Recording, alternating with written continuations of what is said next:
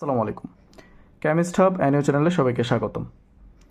আপনারা দেখছেন অনার্স দ্বিতীয় বর্ষের জৈব রসায়ন পেইড ব্যাচের ক্লাস। আজকে আমরা শুরু করতে যাচ্ছি অধ্যায় 2 অ্যারোমেটিক হাইড্রোকার্বন সমূহ, এবং আমি অলরেডি এখানে সাজেশন দিয়ে দিয়েছি, এবং যারা আমাদের পেইড ব্যাচে ভর্তি আছেন তাদেরকে কিন্তু আমি সাজেশনের পিডিএফ সম্পূর্ণ পাঠিয়ে দিয়েছি। ইতিমধ্যে আমরা অধ্যায় 1 শেষ করে ফেলেছি, এবং অধ্যায় 1-এর যে খ এবং গ বিভাগের সাজেশন আমরা কমপ্লিট করে কিছু টুকটাক বেসিক নিয়ে আলোচনা করে তারপর হচ্ছে আমরা যেরকম বলেছিলাম যে শেষে আমরা সবসময় ক এবং টিকার জন্য আলাদা ভিডিও লেকচার তৈরি করি, তো ঠিক সেরকমভাবে আমরা ক এবং টিকার জন্য আলাদা ভিডিও লেকচার তৈরি করেছিলাম, এবং সেখানেও আমরা 100% গুরুত্বপূর্ণ সাজেশন দিয়ে সলভ করিয়ে দিয়েছিলাম। তো যারা এখনও জৈব রসায়ন 2-এর পেইড ব্যাচে ভর্তি হননি তাদের কাছে রিকোয়েস্ট থাকবে আপনারা ভর্তি হয়ে যান এবং শুরু থেকেই পড়াশোনাগুলো শুরু করুন। এবং খুব বেশি সময় হয়তো নেই, এরপরেই হচ্ছে আমরা ভৌত রসায়ন 2 শুরু করবো ইনশাল্লাহ। ওকে, তো দেখেন, ফার্স্টে আমাদের অ্যারোমেটিক হাইড্রোকার্বন সমূহের মধ্যে যে মূলত আমাদের বেসিক বুঝতে হবে যে যেহেতু অধ্যায়ের নাম অ্যারোমেটিক হাইড্রোকার্বন সমূহ, তাহলে আপনার নিশ্চয়ই জানতে হবে যে অ্যারোমেটিক হাইড্রোকার্বন সমূহ মানে কি। তারপর আমরা যাব প্রশ্ন সমাধানে। তো আজকে আমরা চেষ্টা করব প্রথম 3টি প্রশ্ন সমাধান করানোর। একটি হচ্ছে অ্যাসিটিলিন হতে বেনজিন প্রস্তুতি, আরেকটি হচ্ছে হাকিল নীতি কি। এই নীতি অনুসারে দেখাও যে বেনজিন একটি অ্যারোমেটিক যৌগ, এবং সবচেয়ে গুরুত্বপূর্ণ এবং পোলাপানের কাছে সবচেয়ে বেশি কঠিন লাগে সেটা হচ্ছে বেনজিনে নাইট্রেশন বিক্রিয়ার ক্রিয়াকৌশল আলোচনা করো। আমি এটাই সবচেয়ে সহজে আপনাদের বুঝাই দেবো আজকে ইনশাল্লাহ, এবং ক্লাসটি সম্পূর্ণ দেখবেন, প্রত্যেকটা কথা শুনবেন। ওকে, আমি দেখি কিভাবে আপনাদের এগুলোর মধ্যে আর প্রবলেম থাকে। ওকে, আচ্ছা, তো যাচ্ছি আমি অ্যারোমেটিক হাইড্রোকার্বন সমূহের বেসিক ক্লাসে। দেখেন, অ্যারোমেটিক হাইড্রোকার্বন সমূহ আমরা মূলত জৈব রসায়ন শিখতেছি, এবং প্রত্যেকটা জৈব যৌগের মধ্যে আমরা দেখি হাইড্রোকার্বন থাকবে, অর্থাৎ কার্বন থাকবে এবং হাইড্রোজেন থাকবে। এই যে কার্বন এবং হাইড্রোজেন আছে, এই জৈব যৌগের কিন্তু দুইটা প্রকারভেদ আছে। একটা হচ্ছে অ্যালিফেটিক হাইড্রোকার্বন, আর একটা হচ্ছে কি অ্যারোমেটিক হাইড্রোকার্বন, অথবা সহজ ভাষায় বললে অ্যালিফেটিক যৌগ, আরেকটা হচ্ছে অ্যারোমেটিক যৌগ। সো তার মধ্যে আমরা আজকে অ্যারোমেটিক হাইড্রোকার্বনের অধ্যায়টা শিখতেছি। সো অ্যারোমেটিক নিয়ে এখানে আলোচনা হবে। তো প্রথমে আসি এই অধ্যায়ের বেসিকে। এই যে অ্যারোমেটিক বলতেছি, অ্যারোমেটিক যৌগগুলো কাদের বলতেছে, কেন বলতেছে, এর বৈশিষ্ট্যটা কী, এগুলো কিন্তু মূলত প্র্যাকটিক্যাল ল্যাবে আসে। ওকে, ভাইভাতে ধরে। তারপর হচ্ছে আপনি যখন জব করতে যাবেন, চাকরি করতে যাবেন, তখন আপনাকে এরকম একটা বেসিক জিনিস জিজ্ঞেস করবে যে অ্যারোমেটিক কি, অ্যারোমেটিক কাকে বলে বলো তো, বা অ্যারোমেটিক হাইড্রোকার্বন কাকে বলে বলো তো। আবার দেখা গেছে যে বিসিএস এর ভাইভাতেও কিন্তু এই ধরনের কোশ্চেনগুলো করে থাকে। ওকে, সো একটু খেয়াল রাখবেন। দেখেন, মূলত আমি যদি ওই বেসিক একটু আলোচনা করি, সেটা হচ্ছে যেসব বলয়াকার সমতলীয় জৈব যৌগের অণুতে হাকেল সংখ্যক অর্থাৎ 4n+2 সঞ্চরণশীল পাই ইলেকট্রন থাকে তাদেরকে আমরা অ্যারোমেটিক যৌগ বলবো। ওকে, আচ্ছা, এবার আসি হাকেল সংখ্যক যে বললো এটা আবার কি, এবং এই যে 4n2+, এই 4n+2 এটা আসলে আবার কি, আবার পাই ইলেকট্রন যে থাকতেছে বলতেছে, এগুলো আসলে কি, এটা নিয়ে এখন আমি আলোচনা করব। প্রথমে যদি আমি আলোচনা করি হাকেল কথাটা নিয়ে, এই যে হাকেল, এই হাকেল হচ্ছে একটা নীতি। ওকে, এই বিজ্ঞানী হাকেলের একটা নীতি আছে, এটা হচ্ছে হাকেল নীতি বলা হয় এটাকে। এই যে হাকেল নীতি, এই হাকেল নীতিটা হচ্ছে কি, এই হাকেল নীতি অনুসারে বলছে যে অ্যারোমেটিক যৌগসমূহের মধ্যে 4n+2 সংখ্যক ইলেকট্রন থাকবে। এই হাকেল নীতির একটা প্রশ্নই আছে আলাদা। সো এই প্রশ্নটা হচ্ছে আমরা একটু পরে সমাধান করব, প্রথম প্রশ্ন সমাধানের পরে। তা আগে একটু আলোচনা করি যে যেসব যৌগের মধ্যে 4n+2 সংখ্যক পাই ইলেকট্রন থাকবে, বা বলা যায় যে 4n+2 সংখ্যক সঞ্চরণশীল ইলেকট্রনগুলো থাকবে, তাদেরকে আমরা বলবো অ্যারোমেটিক যৌগ। তাহলে এই যে 4n+2 এটা দিয়ে আসলে কী বোঝালো? ধরেন আমি আপনাকে জিজ্ঞেস করলাম যে ভাই বলেন তো, বেনজিনটা কি অ্যারোমেটিক যৌগ কিনা? ওকে, বেনজিনটা কি অ্যারোমেটিক যৌগ কিনা? এটা একটা বেনজিন, আবার বেনজিনকে কিন্তু আমরা এইভাবেও আঁকতে পারি। ওকে, 3টা বন্ড আছে, ডাবল বন্ড। তো এখন আপনি কীভাবে এটা প্রমাণ করবেন? এটা প্রমাণ করার সবচেয়ে ইজিয়েস্ট ওয়ে হচ্ছে আপনি আগে দেখেন এখানে কয়টা ইলেকট্রন আছে, পাই ইলেকট্রন কয়টা আছে। এখানে আছে 2টা, এখানে আছে 2টা, এখানে আছে 2টা, তাহলে টোটাল কয়টা পাই ইলেকট্রন আছে? 6টা। বেনজিনের মধ্যে পাই ইলেকট্রন কয়টা আছে? 6টা। এখন এই 6টা পাই ইলেকট্রন মানে হচ্ছে 4n+2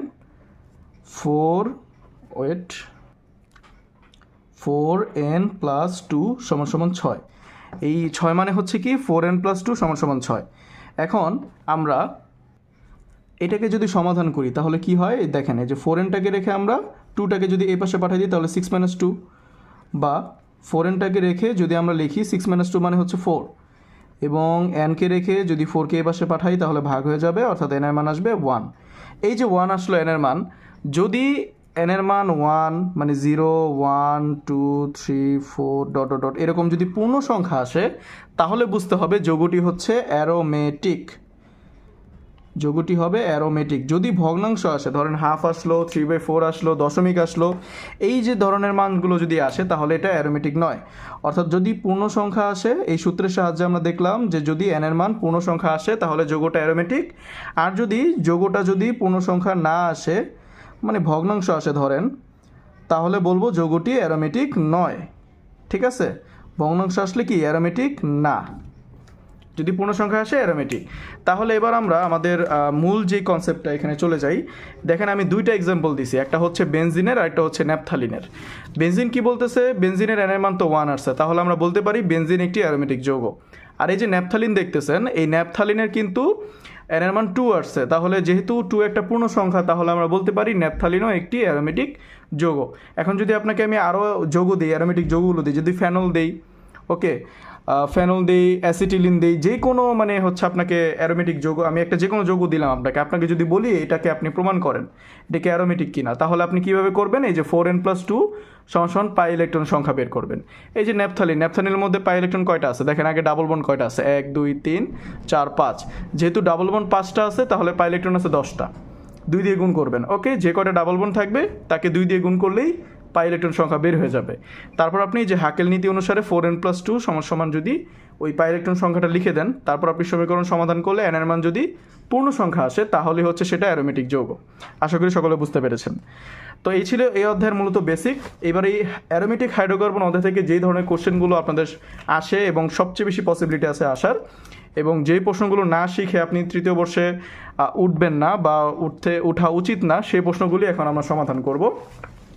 তো আমাদের প্রথম প্রশ্নটা হচ্ছে অ্যাসিটিলিন হতে বেনজিন প্রস্তুত করো। এই প্রশ্নটা ঘুরিয়ে এইভাবেও আসে, বেনজিনের দুটি প্রস্তুত প্রণালী বর্ণনা করো। তো এটাকে এখন আমরা সমাধান করব। আগে আসি যেহেতু বলছে বেনজিনের দুটি প্রস্তুত প্রণালী বর্ণনা করো, তো আমরা একটা অ্যাসিটিলিন হতে বেনজিন প্রস্তুত করে দেখাবো, আরেকটা হচ্ছে ফেনল হতে বেনজিন প্রস্তুত করে দেখাবো। এই মূলত এই দুইটা প্রস্তুতি আমরা হচ্ছে এখানে অ্যাড করেছি খুব সহজে। দেখেন, আপনারা তৈরি করতে বলছে হচ্ছে বেনজিন, আপনি রান্না করবেন, রান্নার যেই ইয়াটা আসবে, আউটপুটটা আসবে সেটা কি বেনজিন। তাহলে আপনি বেনজিন প্রস্তুত করতে পারবেন দুইটা থেকে। এটা অবশ্যই আপনার মুখস্থ রাখতে হবে যে আমি কী কী জিনিস থেকে বেনজিনটা প্রস্তুত করতে পারবো।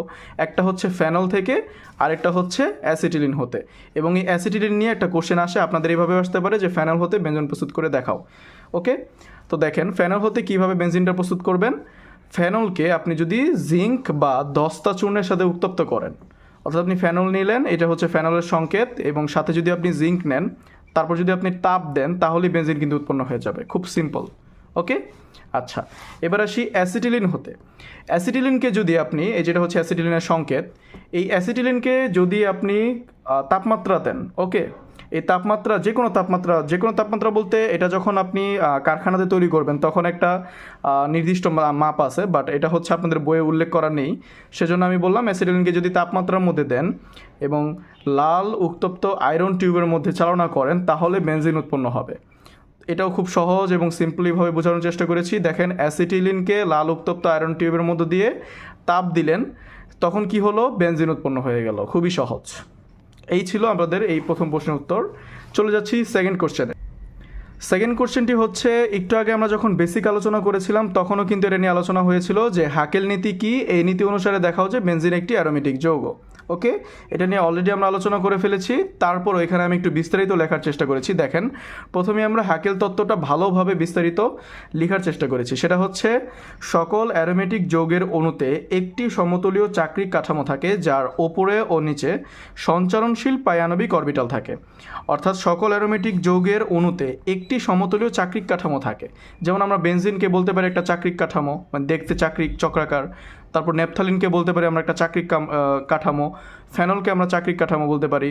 সো এই যে অ্যারোমেটিক যৌগের অণুতে একটি সমতলীয় চাক্রিক কাঠামো থাকবে যার ওপরে ও নিচে সঞ্চারণশীল পায়ানবিক অরবিটাল থাকে। ওই যে আমরা দ্বিবন্ধনগুলো দেখলাম না, সেগুলো ছিল কি পায়ানবিক অরবিটাল। এখন এই পায়ানবিক অরবিটালে 4n+2 সংখ্যক পাই ইলেকট্রন থাকে। ঠিক আছে, এটা তো একটু আগে আমরা ব্যাখ্যা করেছি। এখানে n এর মান 0 হতে পারে, 1 হতে পারে, 2 হতে পারে, 3 হতে পারে, এমনকি ডট ডট ডট এরকম পূর্ণ সংখ্যাগুলো হতে পারে। এখন হাকেল নীতির সাহায্যেই কোনো চাক্রিক যৌগ অ্যারোমেটিক কিনা তা নির্ধারণ করা যায়। ঠিক আছে, যেমন আমাদের প্রশ্নে এখন বলছে বেনজিনটা ব্যাখ্যা করতে, আমরা এখন বেনজিনটাই ব্যাখ্যা করব। হাকেল নীতি অনুসারে বেনজিন একটি অ্যারোমেটিক যৌগ। কিভাবে? বেনজিনে পাই ইলেকট্রন সংখ্যা হচ্ছে 6, তো এই যে বের করলাম, এটাই হচ্ছে সবচেয়ে সহজ উপায়, এবং বেনজিন একটি অ্যারোমেটিক যৌগ প্রমাণিত হয়ে গেল। চলে যাচ্ছে আমাদের থার্ড কোশ্চেন। আমাদের থার্ড কোশ্চেনটি হচ্ছে বেনজিনে নাইট্রোজেন বিক্রিয়ার কৌশল আলোচনা করো। এইটা কিন্তু সবাই মোটামুটি বলা যায় যে আটকায়া যায়, এবং বইয়ের মধ্যেও একটু কঠিনভাবে করা আছে। আমি হচ্ছে বিভিন্ন বই অ্যানালাইজ করে, কবির পাবলিকেশনসের বই, তারপর হচ্ছে শামস পাবলিকেশনের বই, এগুলো একটু অ্যানালাইজ করে আমি একটু সহজভাবে তোলার চেষ্টা করেছি, তবে অনেকটা সলিউশন বইয়ের সাথেও মিলে যাবে। তো দেখেন, বেনজিনে নাইট্রেশন বিক্রিয়ার কৌশলটা যখন আমরা আলোচনা করব, ফার্স্টে আমাদের বুঝতে হবে নাইট্রেশনটা কি। আমরা কিন্তু নাইট্রেশন, তারপর হচ্ছে সালফোনেশন, এগুলো নাম কিন্তু শুনেছি, আমরা ইন্টারে পড়ে এসেছি এগুলো, ঠিক আছে। নাইট্রেশন, সালফোনেশন, এটা আসলে মূলত আপনি একটু খেয়াল রাখবেন, যেমন যে কোনো একটা, আমরা যদি চাকরির কাঠামো কল্পনা করি, একটা চাকরিক যৌগ যেমন বেনজিন, এই বেনজিন থেকে যদি আপনি একটা হাইড্রোজেন অপসারণ করে, ঠিক আছে, এই যে একটা বেনজিন যে আছে, এই বেনজিনের যে 6টা কোণার মধ্যে যে 6টা হাইড্রোজেন আছে, সেখান থেকে একটা হাইড্রোজেনকে যদি আপনি অপসারণ করে যে কোনো একটা নাইট্রোমূলক যুক্ত করেন, যেহেতু এটা নাইট্রেশন, তাহলে হাইড্রোজেনকে অপসারণ করে নাইট্রোমূলক আনতে হবে। যদি সালফোনেশন হইতো, তাহলে আমরা হাইড্রোজেনকে অপসারণ করে সালফার আনতাম, বা বলা যায় যে সালফেট যৌগ, ঠিক আছে, এরকম সালফোনিক অ্যাসিড বা সালফেট যৌগগুলো আমরা আনতাম, সেইগুলো তখন হয়ে যেত সেটা হচ্ছে সালফোনেশন। বাট এখন যেহেতু নাইট্রেশন পড়তেছি, তাহলে হাইড্রোজেনকে অপসারণ করে নাইট্রোমূলক আনতে হবে, তো তখনই আমরা সেই বিক্রিয়াটাকে নাইট্রেশন বলবো। তো এখানে মূলত প্রথমে আমি এটাই চেষ্টা করেছি নাইট্রেশনের সংজ্ঞাটা দেওয়ার, সেটা হচ্ছে কি 60 ডিগ্রি সেলসিয়াস তাপমাত্রায় বেনজিনকে গাঢ় সালফিউরিক অ্যাসিড ও গাঢ় নাইট্রিক মিশ্রণ সহ, এই যে নাইট্রিক অ্যাসিডের সংকেত কিন্তু অনেকে HNO3 এভাবেও লেখেন, ঠিক আছে, আমি এখানে এইভাবেও লিখে দিয়েছি, এই NHO3 একই কথা। এটা হচ্ছে গাঢ় সালফিউরিক অ্যাসিড হতে হবে এবং গাঢ় নাইট্রিক অ্যাসিড হতে হবে। আচ্ছা, এখানে আমি আপনাদের একটু বেসিক দিয়ে রাখি, সেটা হচ্ছে এই যে বললো গাঢ়, আবার আমরা যখন পড়ি লঘু, এই গাঢ় এবং লঘুর মধ্যে আসলে পার্থক্যটা কি? গাঢ় এবং লঘুর মধ্যে পার্থক্যটা হচ্ছে, লঘু দ্রবণ যখন বলবে তখন হচ্ছে পানির পরিমাণ বেশি থাকবে এই দ্রবণের মধ্যে। ধরুন আপনার কাছে 1 গ্লাস 7 আপ আছে, এখন আপনি এটাকে, আপনি যদি 7 আপটা যদি একদম পুরো র 7 আপ নিয়ে নেন, তো তখন সেটা হচ্ছে জাস্ট ধরেন আপনার গাঢ় 7 আপ, এখানে হচ্ছে প্রচুর, মানে পুরোটাই হচ্ছে 7 আপ। এখন এখানে যদি আপনি একটু পানি মিক্স করেন, তো একটু পানি মিক্স করলেও সেখানে কিন্তু মূলত আমরা যখন এই যে ল্যাবের মধ্যে যেই অ্যাসিডগুলা নিয়ে কাজ করি, তখন কিন্তু আমাদের পানি মিক্স করে নেওয়া লাগে। সো আপনি যখন একটু পানি মিক্স করলেন, অর্থাৎ অল্প একটু পানি মিক্স করলে জিনিসটা হইলো কি, সালফিক অ্যাসিডের মধ্যে অল্প একটু পানি মিক্স করলে সেখানে কিন্তু সালফিক অ্যাসিডের পরিমাণটাই বেশি থাকে, পানিটা কিন্তু কম থাকে, তাহলে সেটাকে আমরা বলতে পারি গাঢ় সালফিউরিক অ্যাসিড। আবার যখন আপনি বেশি পরিমাণ পানি মিক্স করবেন, তখন কিন্তু মেইন যে সালফিউরিক অ্যাসিড, এটার পরিমাণ কিন্তু কমে যাবে, পানির পরিমাণ কিন্তু বেড়ে যাবে, তখন সেটাকে আমরা বলতেছি লঘু। তাহলে লঘু কখন বলবো? যখন হচ্ছে পানি বেশি থাকবে তখন সেটা লঘু, আর যখন পানিটা কম থাকবে, মূল যে দ্রবণ সেটা একটু বেশি থাকবে, তখন আমরা বলবো তাকে গাঢ়। তো এখন আমরা যখন নাইট্রেশন বিক্রিয়া ঘটাবো, তখন আমাদের যে দুইটা যৌগ নেওয়া লাগবে, সেই দুটোটা যৌগই কিন্তু গাঢ় হতে হবে। তাহলে সালফিউরিক অ্যাসিডটা হচ্ছে গাঢ় এবং নাইট্রিক অ্যাসিডটাও কি গাঢ়। এখন 60 ডিগ্রি সেলসিয়াস তাপমাত্রায় বেনজিনকে গাঢ় সালফিউরিক অ্যাসিড ও গাঢ় নাইট্রিক অ্যাসিড মিশ্রণ সহ, মানে দুটো মিক্স করে উত্তপ্ত করলে, তাপ দিলে বেনজিনের একটি হাইড্রোজেন পরমাণু নাইট্রোমূলক দ্বারা প্রতিস্থাপিত হয়ে নাইট্রোবেনজিন ও পানি উৎপন্ন করবে। ওকে, বিক্রিয়াটা হচ্ছে এরকম, এখানে দেওয়া আছে, সেটা হচ্ছে কি, এই যে বেনজিন, এখানে আমরা এই যে নাইট্রিক অ্যাসিড নিলাম, সাথে নিলাম হচ্ছে গাঢ় সালফিউরিক অ্যাসিড এবং তাপ দিলাম 60 ডিগ্রি সেলসিয়াস। এখন দেখেন এই যে হাইড্রোজেনটা অপসারিত হয়ে কি উৎপন্ন হইলো, নাইট্রোমূলক উৎপন্ন হইলো, সাথে উৎপন্ন হইলো পানি, এবং এটাকে আমরা বলতেছি নাইট্রোবেনজিন। এই নাইট্রোবেনজিন এবং পানি উৎপন্ন হয়েছে। এই বিক্রিয়ার ধাপটাই হচ্ছে আমরা বর্ণনা করব, যেহেতু প্রশ্নে আমাদের বলছে বিক্রিয়ার কৌশল বা রিঅ্যাকশন মেকানিজম। সো এই মেকানিজমগুলো আমাদের এখন দেখতে হবে। তো আমরা খুব সহজে বোঝার চেষ্টা করেছি, সেটা হচ্ছে বিক্রিয়ার কৌশল আমরা 3টা ধাপে সম্পন্ন করি, বা বিক্রিয়ার নর্মালি এটা 3টা ধাপই হয়। সেটা হচ্ছে প্রথম ধাপেই এই যে গাঢ় যে নাইট্রিক অ্যাসিডটা আছে, তার সাথে সালফিউরিক অ্যাসিডটা কি করতেছে, বিক্রিয়া করতেছে, যেখানে নাইট্রোমূলক নামক ইলেকট্রোফাইল উৎপন্ন হচ্ছে। এই যে ইলেকট্রোফাইল উৎপন্ন হইলো, ইলেকট্রোফাইলের কাজটা কি? ইলেকট্রোফাইলের কাজটা হচ্ছে সে আশেপাশে যে যৌগগুলো আছে সেখান থেকে ইলেকট্রন নিজের দিকে টেনে নেবে। ওকে, এবং সেখানে প্লাস মানে যে ইলেকট্রোফাইলটা আছে সেটা চলে যাবে, ওকে, এটা হচ্ছে ইলেকট্রোফাইলের বৈশিষ্ট্য। সো নাইট্রোমূলকটা নেওয়ার উদ্দেশ্যই হচ্ছে এখানে ইলেকট্রোফাইল উৎপন্ন হবে এবং একটা নিউক্লিওফাইল উৎপন্ন হবে, যেখান থেকে আমাদের ইলেকট্রোফাইলটা কাজে লাগবে। এবার আমরা দেখব দ্বিতীয় ধাপে আসলে ইলেকট্রোফাইলটা কোন কাজে লাগে। দ্বিতীয় ধাপটা হচ্ছে ইলেকট্রন আকর্ষী নাইট্রোনিয়াম আয়ন বা নাইট্রোমূলক বেনজিনের পাই ইলেকট্রন দ্বারা আকৃষ্ট হয় এবং বেনজিনের বলয়ের যে কোনো একটি কার্বনের সাথে সমযোজী যৌগ বন্ধন গঠন করে। এর ফলে সিগমা জটিল অবস্থার সৃষ্টি হয়। এই আকর্ষণ হওয়া থেকে সিগমা জটিল অবস্থা পর্যন্তই আমাদের মেন কাজ। আমরা দেখব যে কীভাবে এই জিনিসটা আকর্ষণ হচ্ছে। দেখেন, একদম ক্লিয়ারভাবে আমি বোঝানোর চেষ্টা করতেছি। এইখানে বেনজিনটা ছিল, বেনজিনের মধ্যে 3টা বন্ধন আছে এবং 3টা বন্ধনের মধ্যেই পাই ইলেকট্রন আছে। তার সাথে কি আসলো? নাইট্রোমূলক আসলো। এই যে নাইট্রোমূলক আসলো, আসার পর কি করতেছে, ওর মধ্যে কিন্তু একটা ইলেকট্রোফাইল আছে। এই ইলেকট্রোফাইলটা কি করতেছে, বেনজিনের পাই বন্ধন দ্বারা আকর্ষিত হচ্ছে এবং বন্ধন দ্বারা আকর্ষিত হওয়ার কারণে সে কিন্তু এদিকে যাওয়ার চেষ্টা করতেছে। এদিকে যাওয়ার চেষ্টা করার ফলে কি ঘটতেছে দেখেন, এই যে মূলত এই নাইট্রোমূলকটা যেহেতু আকর্ষিত হচ্ছে, তো বেনজিনের যে বন্ধনটা আছে, এই যে বেনজিন, এই বেনজিনের বন্ধনটা হচ্ছে ভেঙে যায়, একটা পাই বন্ধন ভেঙে যায়, ভেঙে গিয়ে এই প্লাস আয়নটা এদিকে যুক্ত হওয়ার চেষ্টা করে। এই যেহেতু বন্ধনটা ভেঙে গেল, বন্ধনটা ভেঙে যাওয়ার কারণে এখানে কিন্তু অলরেডি একটা হাইড্রোজেন ছিল। এই যে বেনজিনের এই অংশটার মধ্যে একটা হাইড্রোজেন ছিল না, এই হাইড্রোজেনের সাথেই NO2টা আসার চেষ্টা করতেছে। দেখছেন, এই যে হাইড্রোজেন, এই যে NO2।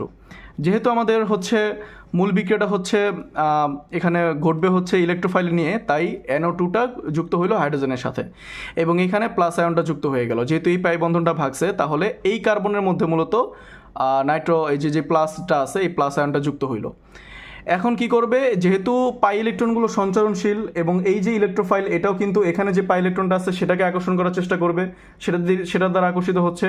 তো ও যখন হচ্ছে এদিকে যাওয়ার চেষ্টা করতেছে, তখন কিন্তু এই যে এই কার্বনে যখন যাওয়ার চেষ্টা করতেছে, তখন কিন্তু এই বন্ধনটা ভেঙে যাবে।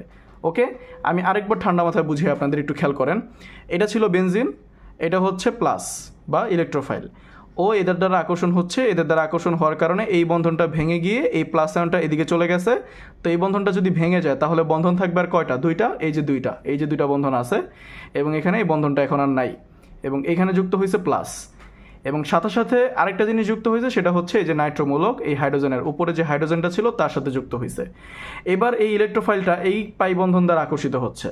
পাই বন্ধন দ্বারা আকর্ষিত হওয়ার কারণে এই পাই বন্ধনটা উপরে চলে গেছে ভেঙে এবং এইখানে যুক্ত হয়ে গেছে আমাদের এই প্লাস আয়নটা। সেমভাবে এই প্লাস আয়নটা এখন এই পাই বন্ধন দ্বারা আকর্ষিত হচ্ছে, যার ফলে এই পাই বন্ধনটা এদিকে চলে এসেছে এবং এদিকে চলে এসে এই পাই বন্ধন দুইটা এইভাবে রয়েছে এবং এই প্লাস আয়নটা চলে গেছে এই জায়গায়। ঠিক আছে, এমন একটা অবস্থার কারণে সিগমা জটিল নামক একটা অবস্থা সৃষ্টি হয়েছে। এই যে দেখেন, সিগমা জটিল, এই অবস্থাটাকে বলা হয় সিগমা জটিল। এখন এই সিগমা জটিল অবস্থার মূলত হচ্ছে বৈশিষ্ট্যটা আসলে কি, এটা হইলে আসলে কি হয়, সেটা আপনার মনে প্রশ্ন আসতেছে আপনাদের মনে, সেই প্রশ্নটা আমি ক্লিয়ার করতেছি।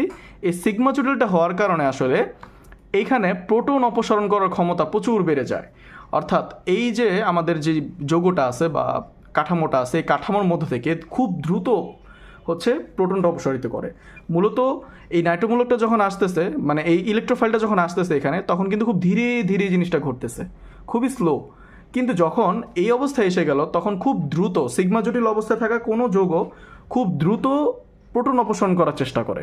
তো এইটাই এক্স্যাক্টলি এখন প্রোটন অপসারণটাই ঘটবে তৃতীয় ধাপে। সেটা হচ্ছে কি, পরিশেষে প্রথম ধাপে উৎপন্ন আমাদের যে নিউক্লিওফাইল ছিল দ্বারা সিগমা জটিল থেকে একটি প্রোটন অপসারিত হবে। এই যে নিউক্লিওফাইলটা আকর্ষণ করবে সিগমা জটিলটাকে, ফলে একটি প্রোটন অপসারিত হয়ে যাবে এবং নাইট্রোবেনজিন উৎপন্ন করবে। দেখেন, এই যে সিগমা জটিল অবস্থায় আছে, এই যে আমাদের নিউক্লিওফাইল এবং এখান থেকেই মূলত এই যে হাইড্রোজেনটা আছে, এই হাইড্রোজেনটা অপসারিত হয়ে যাচ্ছে বা এটাকে আমরা প্রোটন বলতে পারি। এই যে প্রোটনটা অপসারিত হচ্ছে, এর ফলে এখানে যে বন্ধনটা ছিল সেটা এখানে যুক্ত হয়ে যাবে এবং অলরেডি কিন্তু সিগমা জটিল অবস্থায় কিন্তু আমরা দেখতেই পাচ্ছি এই যে দুইটা বন্ড কিন্তু অলরেডি আছে। এই জন্য এটাকে আমরা এইভাবে অর্ধতারাকৃতি দিছি, অর্ধচাঁদাকৃতি দিছি, এই যে দুইটা বন্ধন অলরেডি আছে। এখন যদি এই হাইড্রোজেনটা চলে যায়, তাহলে কিন্তু এখানে এই বন্ধনটাও যুক্ত হয়ে যাবে, ফলে এখন আগের মতো আমাদের 3টা বন্ধন হয়ে যাবে না এবং এটা খুব দ্রুত ঘটে। এই যে দেখেন, হাইড্রোজেনটা চলে গেছে, এই বন্ধনটা এখানে এসে পড়েছে এবং এইখানে 3টা বন্ধন হয়ে যাওয়ার কারণে আমরা এইভাবে গোলাকারভাবে নাইট্রোবেনজিনটা লিখেছি। এবং এই যে SO4 থেকে যে মাইনাস আয়নটা যে আলাদা হয়ে গেল, ফলে H2SO4 উৎপন্ন হয়ে গেল। অর্থাৎ এই হাইড্রোজেনটা এখানে এসে যুক্ত হওয়ার কারণে H2SO4, এই যে দেখেন H2SO4 উৎপন্ন হয়েছে। তাহলে ফুল প্রসেসটা আপনারা বুঝতে পেরেছেন। প্রথম ধাপে কি ঘটলো? প্রথম ধাপে হচ্ছে নাইট্রোমূলক মানে নিউক্লিওফাইল এবং ইলেকট্রোফাইলটা উৎপন্ন, এই যে ইলেকট্রোফাইল এবং নিউক্লিওফাইল উৎপন্ন হইল। দ্বিতীয় ধাপে কি হইল, সিগমা জটিল অবস্থা সৃষ্টি হইল, এই যে সিগমা জটিল অবস্থা সৃষ্টি হয়েছে। এবং তৃতীয় ধাপটা খুব দ্রুত ঘটে, সেটা হচ্ছে সিগমা জটিল থেকে একটা প্রোটন অপসারিত হয়ে নাইট্রোবেনজিন উৎপন্ন করতেছে এবং সালফিউরিক অ্যাসিড উৎপন্ন করতেছে। তো আশা করি আপনারা সকলে ক্লাসটি বুঝে গেছেন, এবং যদি কোনো সমস্যা থাকে অবশ্যই আমাদের জানাবেন, আমরা আবার রিপিট করার চেষ্টা করব। তো সেই পর্যন্ত নেক্সট ক্লাস পর্যন্ত সবাই ভালো থাকবেন, সুস্থ থাকবেন, দেখা হচ্ছে নেক্সট ক্লাসে। আসসালামু আলাইকুম।